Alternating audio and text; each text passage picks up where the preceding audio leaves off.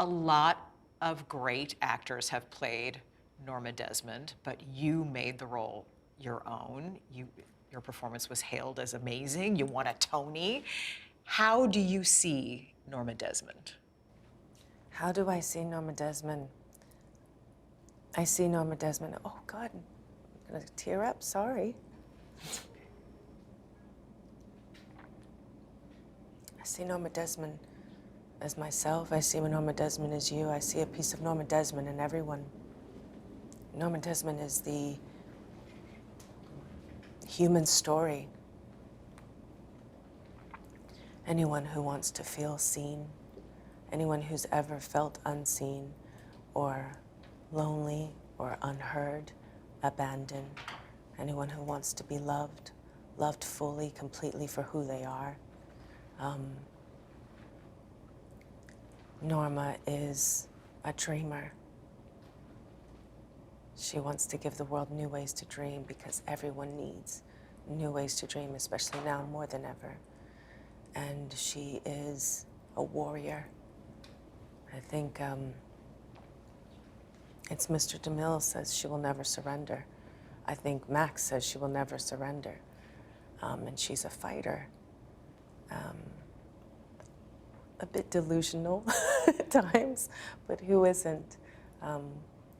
When they're passionate about something that they feel is their love and their gift and what they were born for, and that's taken from them.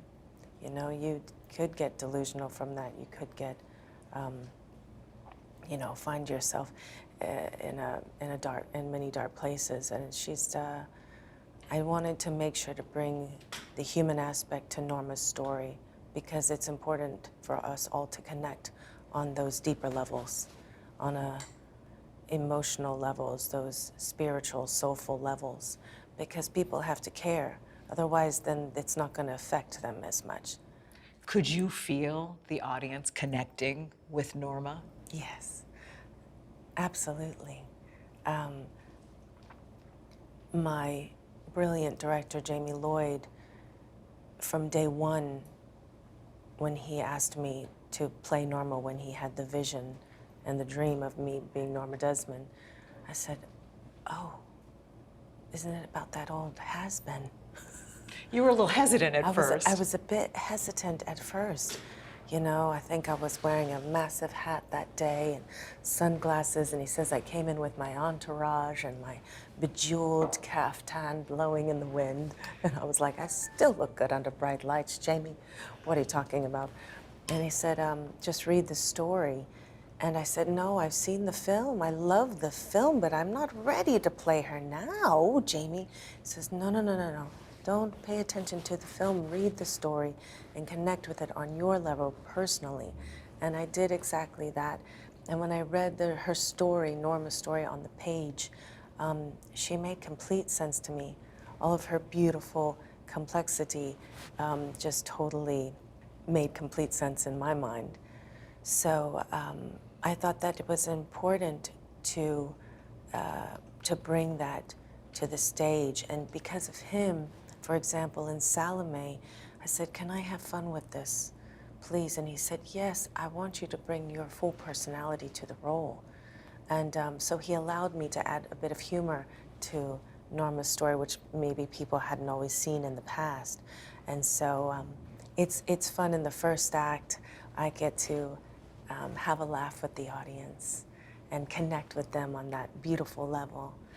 And then in the second act, we kind of go to some dark twists and turns as her mind, the human psyche and heart, and we plummet to the depths of where the human psyche and heart can go, and we go on that journey. What do you think Sunset Boulevard says about the entertainment industry and what it does to older women? I mean, it definitely has the issue of ageism. I think that it's difficult. It's hard, the industry, because you're constantly, already, even at a young age, comparing yourself.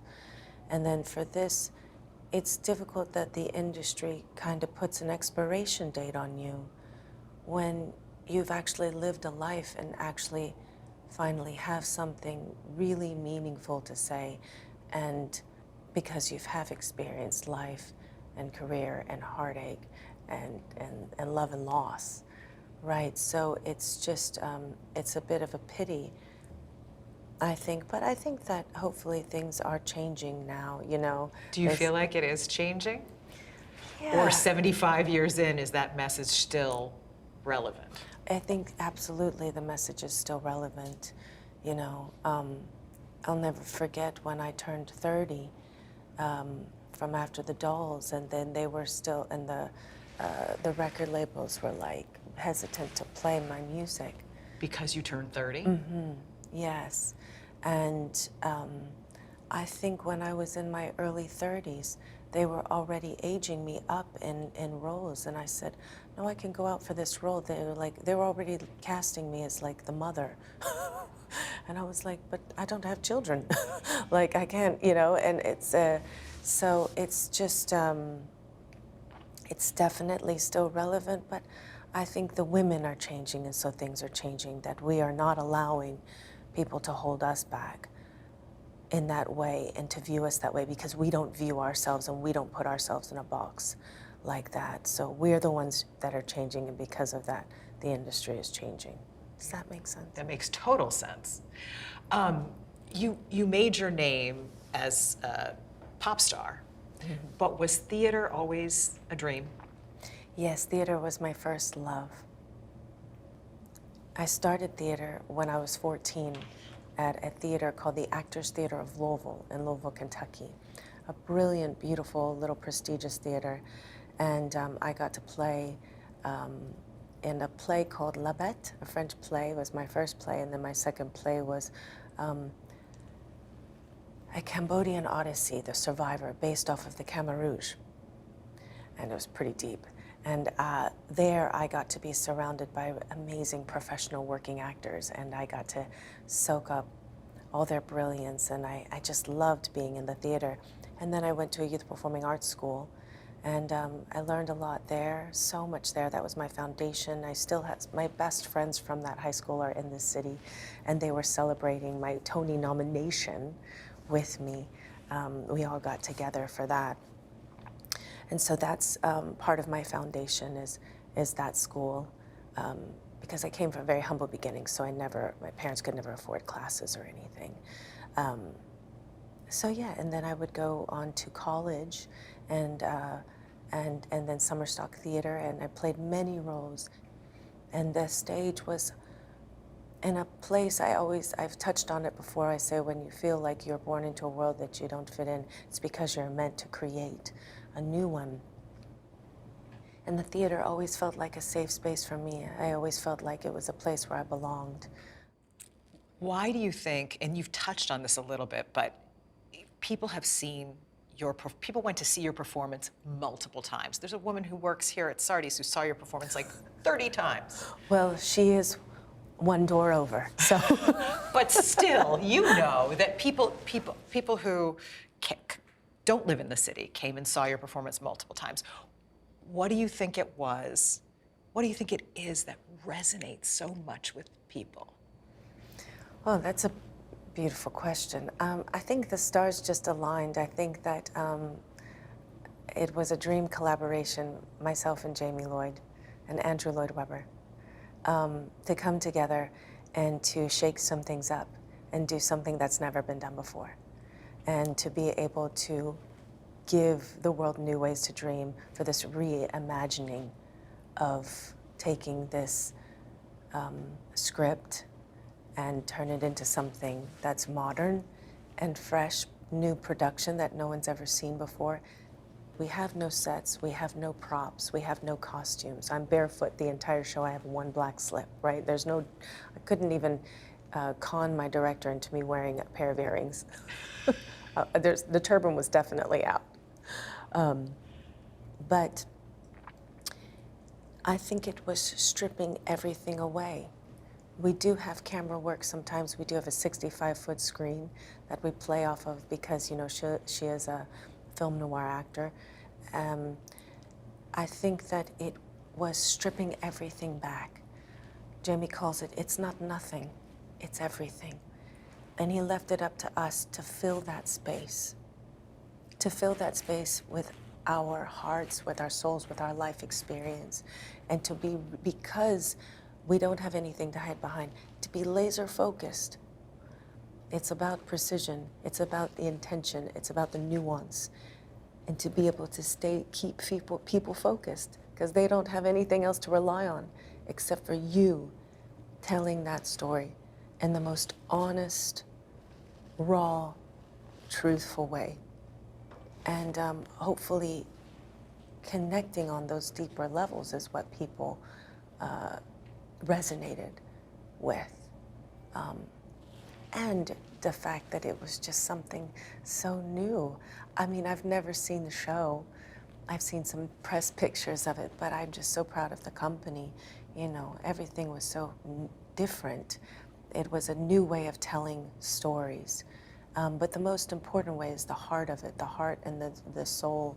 And one of the biggest things my director, two things that he told me in the beginning was, day one, be open. And I think that's so important. I think when people open their hearts and their minds and their imaginations, they can go anywhere and anything is possible. And he would always say, I need you to be brave. And I was like, you've taken me out of all of my comfort zones doing this role. You're pushing me to the limits here that I've never gone before. Am I not being brave? And he said, yes, and now I need you to be braver. So I think that's what happens, is extraordinary things lie on the other side of fear. On the other side of fear is freedom. And in that freedom is that fulfillment and that meaning. And maybe that's what resonated with people. And the stories. The stories are very complex. I don't know, I could go on about this for days. I hope I'm making sense. Do you think, will you carry a little bit of Norma with you? I will always have Norma with me.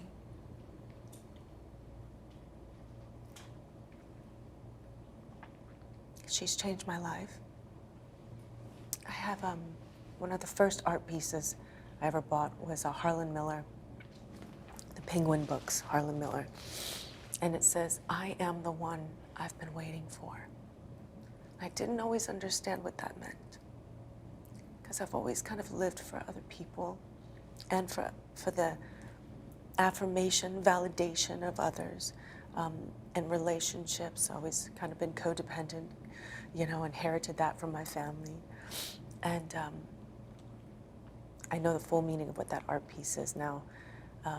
With the title, I Am the One I've Been Waiting For. It's been such a healing process for me. Having to be courageous, having to break down and come face to face and toe to toe with the darkest parts of me, with my insecurities, my fears, my own demons, as we all have. Every performance, over 400 performances, I can proudly say I've come out on the other side a lot more evolved and healed and grown. So she is a big part of me. She'll always be a huge part of me. She has reminded me of who I am, who I was born for, and who I was meant to be. And we don't realize the power that we have, all of us, if we really tapped in. A friend of mine, Serena Williams, said, it was a time in my life where I had to make a very important decision and I was very afraid. And she said, what would you do if you were not afraid? I then wrote a song about it, which one day will come out in my own musical that I write. But if you ask yourself that question, what would you do if you were not afraid? Well, this is where I am today. And if we weren't afraid, then we could, you know, sky's the limit. It's beautiful. I think with Jamie Lloyd that I loved is, one of the best things I love about him as a director is that he didn't put any barriers on me. So much of your life being in the industry, you're just constantly put in one box to another. And he didn't have any preconceived notions. He didn't stereotype me. He just took away the chains, took away the walls, the barriers, and that's when I work the best. I think there may be a tendency for people to see Norma Desmond as portrayed in the movie as tragic, maybe even pathetic. But was your Norma Desmond that? I wanted her to be as real and raw and honest as possible. So if there is delusion, the audience believes that it's not delusion either. Does that make sense? I think the truth of it is that it's the tragedy of the industry, because I'll never forget when I was doing Salome, and I said, okay, Jamie, what kind of old-timey, really kooky, silly, am I gonna be like, you know, balancing plates on this part? What am I gonna do, you know, for this dance break for Salome that she's pitching? And he says, oh, no, no, no. You're gonna dance like in your music videos. And I said, no, no, no, no, no. I know how to dance in my music videos. You know, I'll be killing it. Like, let's go. Like, that's too cool. I can't be doing that, right? She's like, has been. He goes, no, that's the tragedy, is you can do it. You can do it like no other still. And people still put you in a box and view you and say you're too old to do that. My name, Nicole, means victor. So I will never play the victim. And Norma is a warrior. So I just wanted her to just take back her power and to not put it in somebody, even though she is seeking validation. It doesn't stem so much from seeking it from others, it's more from reclaiming it for herself, if that makes sense. Does that make any sense? Yeah. I don't know. I felt like in choices, the choices I wanted to make, so many times I've definitely been in very vulnerable situations, and I allowed that to come out in her story, you know, when she's fearful when Joe's trying to leave, or showing her true colors before everything turns red in the show. She's exposed when he finds her leaving the calling Betty Schaefer, you know. But I don't know. I think I wish Jamie was here to talk about this, because he would articulate it so much better. I just wanted to make choices that were coming more, I want to say a place of strength and power, but also on the flip side to that, a real strength of just full vulnerability. And what is it when you're completely open? She's very exposed, and to reveal everything, and to be able to fully expose yourself and to reveal it all, you have to tap into that power, that superpower, to do that, to go to that place where vanity is out the door, and it has nothing to do with about how you look and sound. It's just about, it becomes very primal. And you did that. Do you think ultimately Norma Desmond is a victor? Yes, I think she's a victor. I think at the end, after she kills Joe and severs his head, I think that the media goes wild. And she gets the, you know, to be in the spotlight again, and maybe gets to tell her story finally and create the things that she wants to create, instead of being put away in a loony bin. So maybe not so pathetic after all. Tragic, but maybe not pathetic. Yes, yes, yes. I don't think pathetic. I think pathetic is I'm too much of an empath. We all have gone through some very lonely, dark times in our lives, or maybe have had something that we love that's been taken from us. So if we can relate on that level, then it's not pathetic. Well, at least though our interpretation of this. And that's probably why it resonated so much, because people could see themselves in Norma. Yes, yes, that's the dream that I wanted. It's so it's such a blessing, to be honest with you, the theater, because it allows you to go there where maybe some other people would be afraid to. And when you go there, you're able to connect, you know, like you said, on a way deeper level that makes a difference, that moves the needle.